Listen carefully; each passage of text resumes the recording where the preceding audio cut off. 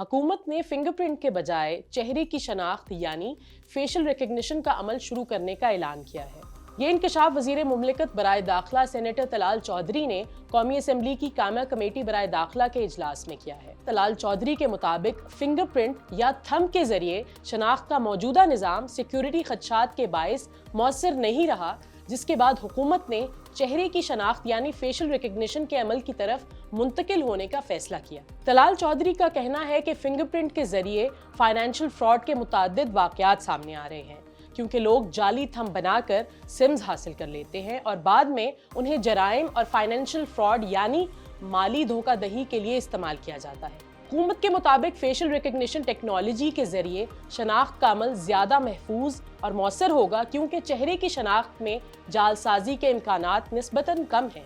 اس نظام کے تحت کسی بھی فرد کے چہرے کے بائیو میٹرک ڈیٹا کو شناخت کے لیے استعمال کیا جائے گا، جس سے غیر قانونی سمز کے اجراء اور فراڈ کے واقعات میں کمی لانے میں مدد مل سکتی ہے۔ وزیر مملکت برائے داخلہ نے کہا ہے کہ حکومت نے اس حوالے سے متعلقہ اداروں کو بھی آگاہ کر دیا ہے اور انہیں ہدایت دی گئی ہے کہ وہ فنگر پرنٹ کے بجائے چہرے کی شناخت کے نظام کی طرف جائیں۔